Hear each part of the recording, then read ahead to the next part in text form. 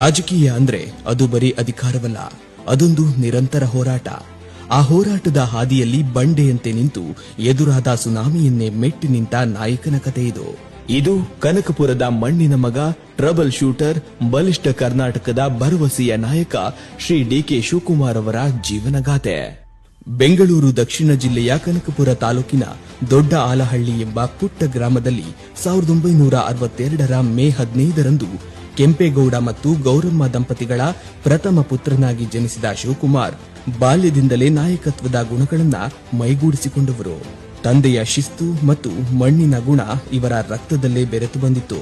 ಬೆಂಗಳೂರಿನ ಆರ್ಸಿ ಕಾಲೇಜಿನಲ್ಲಿ ವಿದ್ಯಾಭ್ಯಾಸ ಮಾಡುತ್ತಿದ್ದಾಗಲೇ ಕಾಂಗ್ರೆಸ್ ಪಕ್ಷದ ವಿದ್ಯಾರ್ಥಿ ಸಂಘಟನೆಯಾದ ಎನ್ಎಸ್ಯುಐ ಮೂಲಕ ರಾಜಕೀಯದ ಮೊದಲ ಹೆಜ್ಜೆ ಇಟ್ಟ ಇವರು ಅಂದಿನಿಂದ ಇಂದಿನವರೆಗೂ ಹಿಂತಿರುಗಿ ನೋಡಿದ್ದೇ ಇಲ್ಲ. ಕೇವಲ 18ನೇ ವಯಸ್ಸಿನಲ್ಲಿ ರಾಜಕೀಯ ಅಖಾಡಕ್ಕಿಳಿದ ಈ ಯುವಕನ ಗುರಿ ಸ್ಪಷ್ಟವಾಗಿತ್ತು. ಅದು ಜನಸೇವೆ ಮತ್ತು ಪಕ್ಷನಿಷ್ಠೆ. ರಾಜಕೀಯ ಜೀವನದ ಆರಂಭದಲ್ಲೇ ಡಿ.ಕೆ. ಶಿವಕುಮಾರ್ ಎದುರಿಸಿದ್ದು ಘಟಾನುಘಟಿ ನಾಯಕ ಎಚ್.ಡಿ. ದೇವೇಗೌಡರನ್ನ. 1985ರ ಸಾತನೂರು ವಿಧಾನಸಭಾ ಚುನಾವಣೆಯಲ್ಲಿ ಯಾವುದೇ ರಾಜಕೀಯ ಹಿನ್ನೆಲೆ ಇಲ್ಲದಿದ್ದರೂ ದೇವೇಗೌಡರ ವಿರುದ್ಧ ತೊಡೆತಟ್ಟಿದ್ದರು. ಸೋತರೂ ಧೃತಿಗೆಡದ ಆ ಛಲ ರಾಜಕೀಯ ಪಂಡಿತರ ಗಮನ ಸೆಳೆದಿತ್ತು.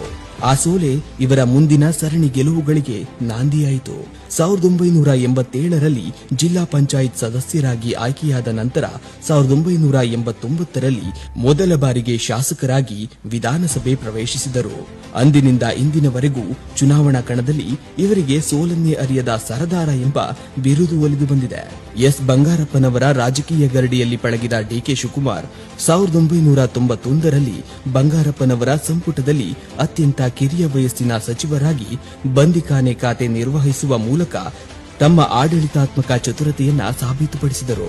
ಡಿ.ಕೆ. ಶಿವಕುಮಾರ್ ಅವರ ಬದುಕಿನಲ್ಲಿ ಪಕ್ಷನಿಷ್ಠೆ ಎನ್ನುವುದು ಕೇವಲ ಮಾತಲ್ಲ, ಅದೊಂದು ಬದ್ಧತೆ.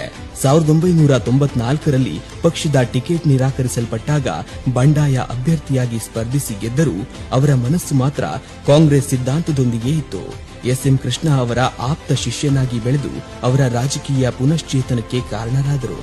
1999ರಲ್ಲಿ ದೇವೇಗೌಡರ ಪುತ್ರ ಕುಮಾರಸ್ವಾಮಿಯವರನ್ನ ಸಾತನೂರಿನಲ್ಲಿ ಮಣಿಸಿ ಎಸ್.ಎಂ. ಕೃಷ್ಣ ಅವರ ಸಂಪುಟದಲ್ಲಿ ನಗರಾಭಿವೃದ್ಧಿ ಹಾಗೂ ಸಹಕಾರ ಸಚಿವರಾಗಿ ನಾಡಿನ ಅಭಿವೃದ್ಧಿಗಾಗಿ ಶ್ರಮಿಸಿದರು. ರಾಷ್ಟ್ರ ಮಟ್ಟದಲ್ಲಿ ಶಿವಕುಮಾರ್ ಅವರ ಹೆಸರು ಮಿನುಗಲು ಕಾರಣವಾದದ್ದು ಅವರ ಟ್ರಬಲ್ ಶೂಟರ್ ಇಮೇಜ್. 2002ರಲ್ಲಿ ಮಹಾರಾಷ್ಟ್ರದ ವಿಲಾಸರಾವ್ ದೇಶ್ಮುಖ್ ಸರ್ಕಾರ ಸಂಕಷ್ಟಕ್ಕೆ ಸಿಲುಕಿದಾಗ ಹೈಕಮಾಂಡ್ ನೆನೆದದ್ದು ಇದೇ ಬಂಡೆಯನ್ನು. ಶಾಸಕರನ್ನ ರಕ್ಷಿಸಿ ಸರ್ಕಾರ ಉಳಿಸಿದ ಕೀರ್ತಿ ಇವರ ಪಾಲಾಯಿತು. 2008ರಿಂದ 2010ರವರೆಗೆ ಕೆಪಿಸಿಸಿ ಕಾರ್ಯಾಧ್ಯಕ್ಷರಾಗಿ ಪಕ್ಷ ಸಂಘಟನೆಗಾಗಿ ಹಗಲಿರುಳು ದುಡಿದರು. 2014ರಲ್ಲಿ ಸಿದ್ದರಾಮಯ್ಯ ಅವರ ಸಚಿವ ಸಂಪುಟದ ಇಂಧನ ಸಚಿವರಾಗಿದ್ದ ಡಿ.ಕೆ. ಶಿವಕುಮಾರ್ ಅವರು ನಾಡಿನ ವಿದ್ಯುತ್ ಶಕ್ತಿಗೆ ಬಲ ತುಂಬಲು ಪಾವಗಡ ಸೋಲಾರ್ ಪಾರ್ಕ್ಗೆ ಅಡಿಪಾಯ ಹಾಕಿದರು. ಅವರ ದೂರದೃಷ್ಟಿಯ ಫಲವಾಗಿ 2018ರಲ್ಲಿ ಅಧಿಕೃತ ಚಾಲನೆ ಪಡೆದ ಈ ಯೋಜನೆ ಇಂದು ವಿಶ್ವದ ಅತಿದೊಡ್ಡ ಸೌರಶಕ್ತಿ ಉತ್ಪಾದನಾ ಕೇಂದ್ರಗಳಲ್ಲಿ ಒಂದಾಗಿದೆ. ಜಗತ್ತಿನ ಗಮನ ಸೆಳೆದಿರುವ ಈ ಬೃಹತ್ ಸೌರ ಉದ್ಯಾನವನ ಇಂದು ಶಕ್ತಿ ಸ್ಥಳ ಎಂದೇ ಪ್ರಖ್ಯಾತಿಯನ್ನ ಪಡೆದಿದೆ.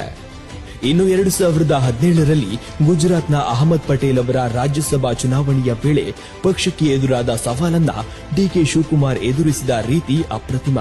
ಆಮಿಷಗಳಿಗೆ ಬಲಿಯಾಗದ, ಬೆದರಿಕೆಗಳಿಗೆ ಬಗ್ಗದ ಇವರ ವ್ಯಕ್ತಿತ್ವಕ್ಕೆ ಹೈಕಮಾಂಡ್ ಮತ್ತು ಗಾಂಧಿ ಕುಟುಂಬ ಮಾರುಹೋಯಿತು. ಪಕ್ಷಕ್ಕಾಗಿ ಅವರು ತೆತ್ತ ಬೆಲೆ ದೊಡ್ಡದು. ಐಟಿ, ಇಡಿ ದಾಳಿಗಳು ಮತ್ತು ತಿಹಾರ್ ಜೈಲುವಾಸದಂತಹ ಕಠಿಣ ದಿನಗಳನ್ನು ಎದುರಿಸಿದರೂ ನಾನು ಸತ್ತರೂ ಪಕ್ಷಕ್ಕೆ ದ್ರೋಹ ಮಾಡಲಾರೆ ಎಂಬ ಅವರ ಗರ್ಜನೆ ಇಡೀ ದೇಶಕ್ಕೆ ಅವರ ನಿಷ್ಠೆಯ ಸಂದೇಶ ಸಾರಿತು.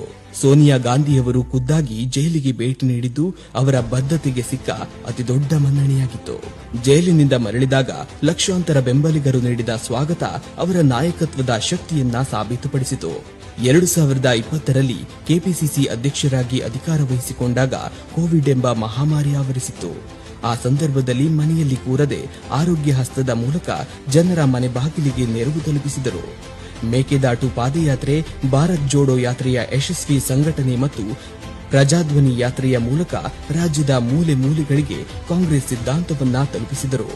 ಸಿದ್ದರಾಮಯ್ಯನವರ ಅನುಭವ ಮತ್ತು ಶಿವಕುಮಾರ್ ಅವರ ಸಂಘಟನಾ ಶಕ್ತಿಯಿಂದ 2023ನೇ ಚುನಾವಣೆಯಲ್ಲಿ ಕಾಂಗ್ರೆಸ್ 136 ಸ್ಥಾನಗಳನ್ನು ಗೆದ್ದು ಅಭೂತಪೂರ್ವ ಇತಿಹಾಸ ಬರೆಯಿತು.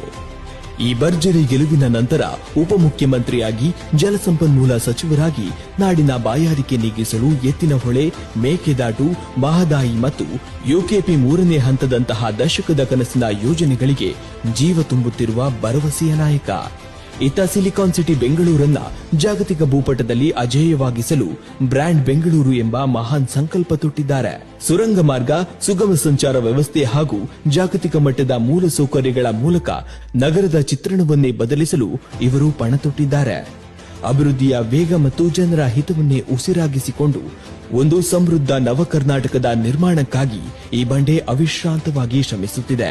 ಮೇ 30, 2026ರಂದು ಸರ್ವಾನುಮತದಿಂದ ಕಾಂಗ್ರೆಸ್ ಶಾಸಕಾಂಗ ಪಕ್ಷದ ನಾಯಕನಾಗಿ ಆಯ್ಕೆಯಾದ ಶಿವಕುಮಾರ್ ಅವರು ರಾಜ್ಯದ ಮುಖ್ಯಮಂತ್ರಿಯಾಗಿ ಬಲಿಷ್ಠ ಕರ್ನಾಟಕದ ಭರವಸೆಯ ನಾಯಕನಾಗಿ ಹೊರಹೊಮ್ಮಿದ್ದಾರೆ. ಕೋಟ್ಯಾಂತರ ಕನ್ನಡಿಗರ ಆಶೋತ್ತರಗಳನ್ನ ಈಡೇರಿಸುವ ಮಹತ್ತರ ಜವಾಬ್ದಾರಿಯೊಂದಿಗೆ ರಾಜ್ಯವನ್ನ ಅಭಿವೃದ್ಧಿಯ ಹೊಸ ಪಥದತ್ತ ಮುನ್ನಡೆಸುತ್ತಿದ್ದಾರೆ.